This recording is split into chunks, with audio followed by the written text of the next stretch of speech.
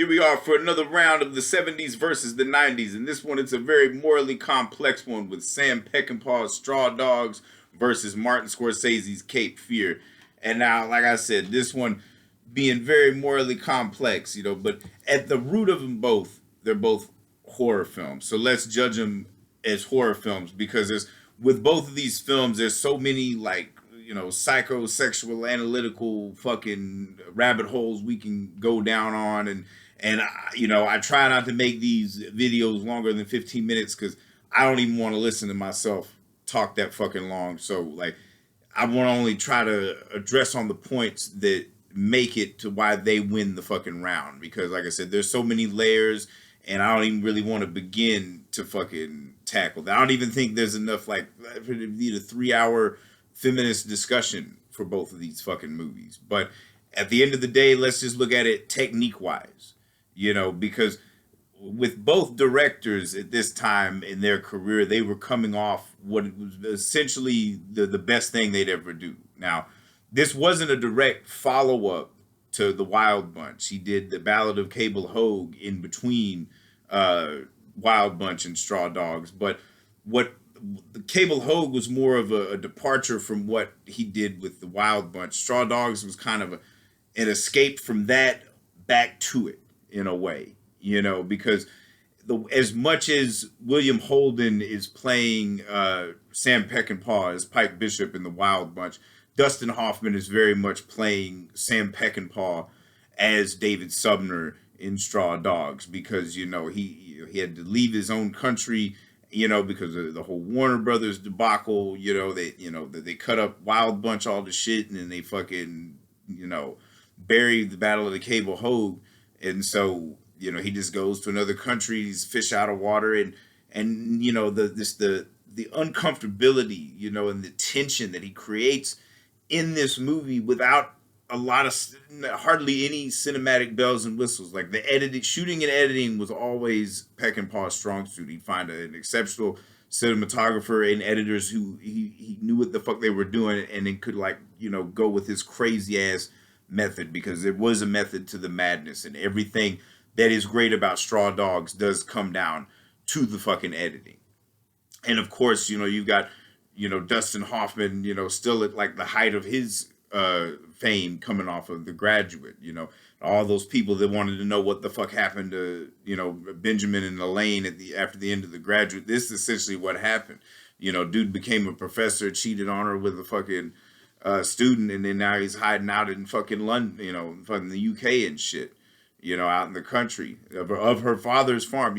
That's all, just bullshit, fucking, cinema, whatever horse hockey you want to throw. None of that's literal, so don't take that as literal canon. It's just all that open-ended shit. And honestly, I would argue fucking Straw Dogs is a far, far superior movie than The Graduate, and was able to get more points across. It's just the Peckinpah, man, that motherfucker could, make a film, and he's known for his violence, and we can argue the alleged misogyny in the picture, probably stemming from that, the rape scene in it, and he did set out, in his mind, that I want to make the greatest rape scene of all time, and fuck, what does that even mean? How do we even unpack that fucking shit?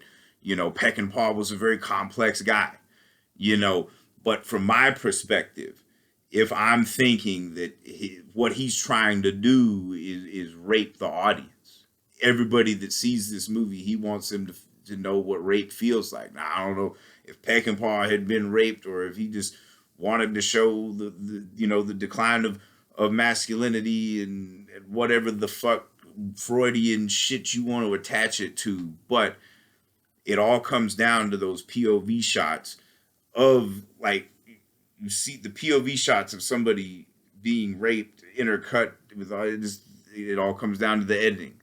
People want to know what is the cinema, what does it make the cinema? It is the editing, the fucking montage, whatever the fuck Sergei Eisenstein created all those fucking years ago. But, and nothing is more, I don't think, has ever been captured so intensely is when she has that church sequence when Susan George has to, face the fucking men that raped her, and you know, you see the flash cuts, and you know, it's just some of the most uncomfortable moments of cinema. It really shows you what it feels like to go through that. You know, so maybe Peckinpah is more of a feminist director than people want to give him credit for, because what, and maybe I just don't read it or hear people talk about it enough, but because they get hung up on every other little trope of this film, is that they don't look at the significance of two men that we saw rape a woman that they grew up with, are now chasing after in another alleged rapist who we only saw him kill somebody, but the rapists are chasing after the child murderer. That in and of itself is frightening. And then the literal siege of Trencher's Farm is like even more shocking than the Battle of Bloody Porch in The Wild Bunch. So Peckinpah, what he was trying to show you in The Wild Bunch, he furthers that in this little pot boiler thriller, you know. And then we fast forward to fucking Scorsese in the 90s with Cape Fear. And that's a remake of a J. Lee Thompson film from the 60s with Gregory Peck, who shows up in this one basically playing a fucking evangelist version of fucking Atticus Finch. And, you know, Robert Mitchum, who shows up in this one as well as a fucking police officer. You know, it's a film that the book that it's based off of was way more edgy than the film that they could make in the 60s, and was already surpassed by everything made in the 70s by the time Scorsese comes to it in the 90s, you know. And this is his follow-up to Goodfellas. I mean, but what the fuck are you going to follow Goodfellas up with? I mean, probably the greatest film you've ever done and probably will ever fucking do. And you follow it up with this remake you don't even give a fuck about, probably because your main actor wants to play a fucking psychopath again that's not nearly as frightening as the psychopath that he played in Taxi Driver.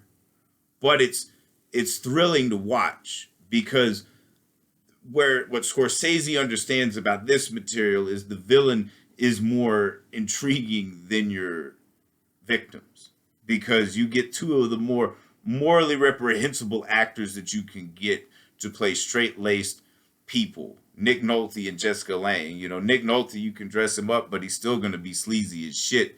And then at the same time, Jessica Lange, you know, fucking Postman Always Rings Twice, you know, the femme fatale, you know, so she's a fucking kind of a designer, so there's that edgy element. There's just so many like tropes, and you got the teenage daughter added into it. And, you know, it's just, and that whole approach where he's pretending to be the theater teacher, I mean, that right there, yet again, all these other fucking like psychosexual analytical fucking things we can go down and shit, like, you know, that's like kind of how all these fucking woke hipster boys, probably like, you know, male feminists, I guess you'd call them, that fucking try to seduce women like that, you know. It's just, you know, the death of masculinity, and then the liberals took over and fucked it all up. You know, all this shit can be read into all this, you know. But is it done as a statement or as just pure exploitative narrative? Because the only difference is that Scorsese made a better exploitation film than J. Lee Thompson did, but he didn't make a better film than Peckinpah did. So I got to give it to Straw Dogs, because the thing about it is fucking Scorsese employs a lot of like monster movie magic. You know, you got fucking Max Cady, played by Robert De Niro. It's like Creature from the Black Leather Lagoon, you know. And, you know, honestly, you already feel for the guy because, you know, there's no, you know, the lawyer wronged him, you know, but he's also fucked, you know, there's all that. It's just so tropey and shit. Whereas Straw Dogs doesn't really rely on it. It takes a fish out of water tale and turns it into a fucking just blood curdling nightmare without pulling any punches. There's no bells and whistles to it. All it is just fucking shooting and editing, POV shots, you know, to show like with shit that like Hitchcock tried to explain to you motherfuckers, but nobody listened and shit, you know. And Scorsese understands the vocabulary, but you can tell when Scorsese was doing a movie he didn't give a fuck about it, and Cape Fear was clearly just something, you know, he just wanted to have fun with after doing a movie he clearly gave a fuck about, you know. So, and you know, and one can argue too, say for argument's sake, that Peckinpah did the greatest rape scene of all time. He only held that title for 3-4 years until Female Trouble came along, because nothing's ever going to top Divine raping themselves. I'm just saying. But this round goes to Straw Dogs. 70s take this round, mainly because Cape Fear is a clear example of why the 90s kind of fucking sucked. Because it's like you had all this freedom that the 70s gave you, and you decided to just tack it on with tropey fucking MTV bullshit. And mainly this was made by a guy who did some of his best work in the fucking 70s. And it may be that furthers the argument, you know, can a director be better as they get older, you know? I'd argue some can, I argue some can't. It just depends on how passionate you are, what you have in it, you know. But there are very few directors that can stack up to Sam Peckinpah as well, you know, because like dude was fucked up, probably had a lot of fucked up, you know, motives or whatever the fuck, but you can't deny the artistry in the cinema and the intensity that you feel. Like you feel every ounce of that fucking movie. The descent, that ending where it's like, you know, I don't know my way home. It's like, I don't either. You know, he at the end of the day, he's protecting somebody that killed somebody, but also at the same time, he's also fighting off the men that raped his wife.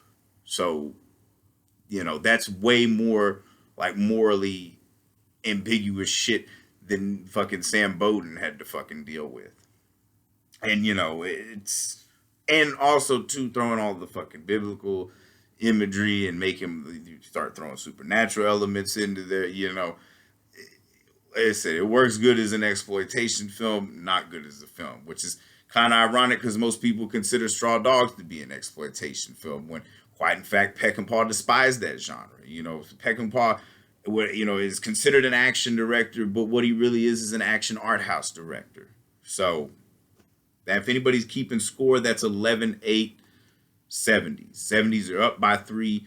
Like I said, 70s is the greatest decade. They didn't have to rely on bullshit because they were breaking down the barriers. You know, they were done with the bullshit. They weren't recycling shit until they had to, I guess, when the 90s came along. But then the next round, we're going to have Deliverance versus The River Wild. So that one should be even more fucking annihilating and shit. So, and there may be bonus rounds, you know, floating around. So stay tuned for that. But you know, there's the kind of the main ones that I'm doing and all this shit. You know, I got so many of them that I know y'all are hungry for content, so they're going to probably just keep pouring out because I can't wait 3 to 4 years to figure out who the fuck's going to win. I got to know now.